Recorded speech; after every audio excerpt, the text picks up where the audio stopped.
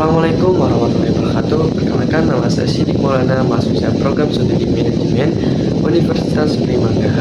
Pada video ini saya akan menjelaskan tentang gratifikasi korupsi yang sering dianggap wajar atau korupsi yang berhubungan dengan gratifikasi sebagai bagian dari pemenuhan tugas ujian akhir semester pada mata kuliah anti korupsi yang diampu oleh Bapak Ruby Nutresna.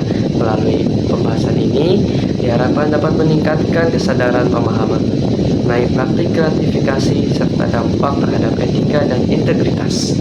Bertahan buat apa? Belum ada artinya. Masih dipeluk setan. Alergi peradaban, alergi kemajuan, mendorong kemunduran. Pimpin di esok hari. Ada yang cukup mampu mewakilkan suara kami. Jelas tak ada yang tahu. Ada yang cukup peduli. Umat yang dikelabui melupakan masa lalu. Namun kami belum tentu. Apa itu korupsi? Korupsi adalah penyalahgunaan kekuasaan atau jabatan untuk keuntungan pribadi atau kelompok. Di Indonesia, korupsi diatur dalam Undang-Undang Nomor 31 Tahun 1999 yang kemudian diperbarui dengan Undang-Undang Nomor 20 Tahun 2001. Korupsi memiliki berbagai bentuk seperti suap, pemerasan, penggelapan, dan salah satunya adalah gratifikasi. Suap yaitu kasus korupsi yang dimana kalian ngasih atau menerima uang, barang, atau jasa untuk memengaruhi keputusan atau tindakan pejabat atau pihak tertentu. Contohnya yaitu ketika ada satu orang yang ngasih 500 juta ke pejabat biar menang tender proyek. Untuk kasus ini, dan hukuman di Indonesia yaitu diatur di UU Tipikor yang seperti ini. Dan pidananya 1 hingga 20 tahun penjara dan denda maksimal 1 miliar rupiah. Ini termasuk suap politik, suap ke polisi, hakim, dan lain-lain. Pemerasan yaitu ketika ada satu pihak berkuasa yang maksa orang untuk ngasih uangnya atau barangnya dengan ancaman kekuasaan atau hukum. Contohnya yaitu ketika ada petugas pajak yang ngancam pengusaha bakal diaudit terus kalau nggak kasih uang rokok. Hukumannya yaitu 4 hingga 20 tahun penjara dan juga denda. Dan ini bisa dikenakan pasal pemerasan dan suap. Penggelapan yaitu ketika kalian ngambil atau nyolong uang atau barang milik negara atau organisasi yang dipercayakan kepadanya. Contoh, ketika ada bendahara sekolah pakai uang SPP siswa buat beli mobil pribadi. Hukumannya yaitu sudah diatur di UU Tipikor dan pidananya 4-20 tahun plus denda 200 juta hingga 1 M. Ini agak beda dengan pencurian biasa karena ini pelakunya punya akses legal atas dana itu tapi disalahgunakan. Gratifikasi ilegal yaitu ketika kalian memberikan hadiah kepada pejabat karena jabatan atau tugasnya dan yang tidak dilaporkan ke KPK dalam 30 hari. Contohnya yaitu ketika pejabat publik dapat jam tangan mewah dari rekanan proyek dan ini nggak dilaporin ke KPK. Hukumannya jika bernilai di atas 10 juta udah dianggap suap dan hukumannya juga sama seperti kayak suap, 1-20 tahun penjara dan juga denda. Tapi kalau dilaporkan ke KPK dalam waktu 30 hari, ini tidak dianggap korupsi. Apa itu gratifikasi? Gratifikasi adalah pemberian dalam arti luas berupa uang, barang, diskon, tiket perjalanan, fasilitas penginapan, hingga layanan gratis.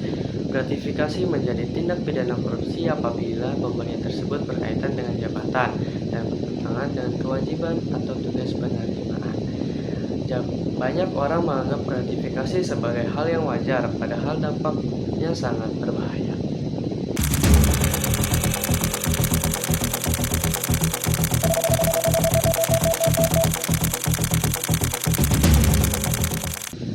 Contoh gratifikasi dalam kehidupan sehari-hari.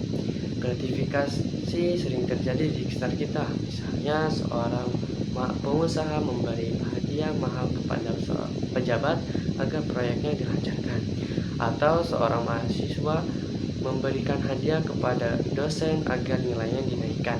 Bahkan bingkisan hari raya yang diberikan kepada pejabat bisa menjadi gratifikasi jika berkaitan dengan jabatan dan kepentingan tertentu. Hal ini sering terjadi dan dianggap biasa, padahal dapat merusak keadilan dan profesionalisme. Selanjutnya, dampak gratifikasi. Gratifikasi berdampak buruk bagi negara dan masyarakat. Pelayanan publik menjadi tidak adil, kepercayaan masyarakat terhadap pemerintah menurun, dan budaya korupsi semakin melangkah. Jika dibiarkan, gratifikasi akan melahirkan korupsi yang lebih besar melalui sistematik.